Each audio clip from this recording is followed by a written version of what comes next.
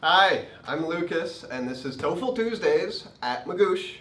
And today, it's Tuesday, so we're talking about the TOEFL, and specifically, we're going to talk about your pronunciation. Because on the TOEFL, you do need to speak. Unlike the GRE or the GMAT or the SAT, you need to give some spoken answers, and your pronunciation matters. In fact, I once took the TOEFL and I gave really bad answers on all of my speaking tasks, but I did it with native pronunciation and with native vocabulary and with native grammar, and I scored a 29 out of 30. The content of your answers does matter, but your delivery matters more. And what's more, your pronunciation is the place, the part of your speech that is most likely to cause problems in understanding. That's why these tips are important. If you're studying for more than a few weeks, then you will want to think about your pronunciation. If you are studying for just a couple of weeks, you can't really change your pronunciation in such a short time.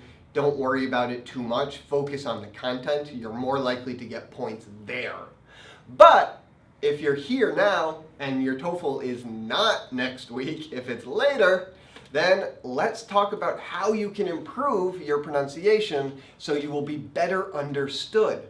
First of all, focus on clarity. Clarity means speaking, well, speak a little bit like I'm speaking now. Don't just speak quickly. Say every word clearly. Say each sound clearly. Now, you don't want to sound like a robot. You want to sound like a real person, of course. But don't just speed up to say as much as possible. If you speed up and you have an accent, someone is not going to understand you.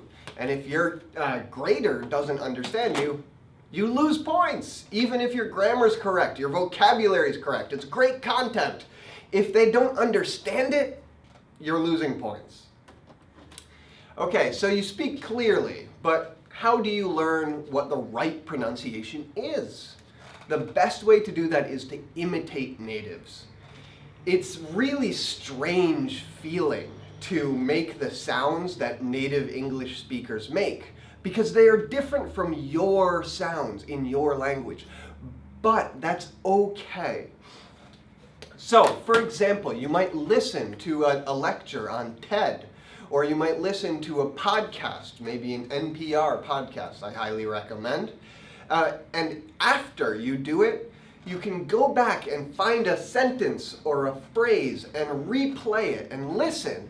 And after you listen, say it in the exact same way.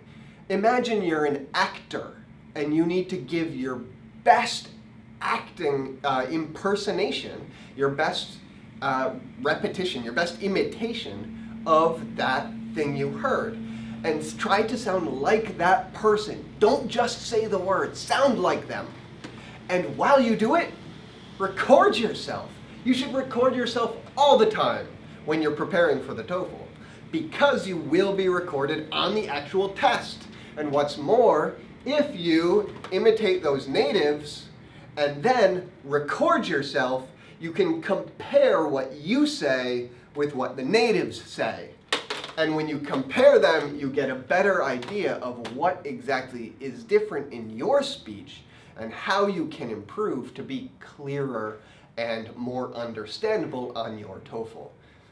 So that's it for this week. Thank you for listening. I hope some of that advice helps. If you want some more advice, come check out TOEFL.magoosh.com. I'll see you next week, next Tuesday. Ciao.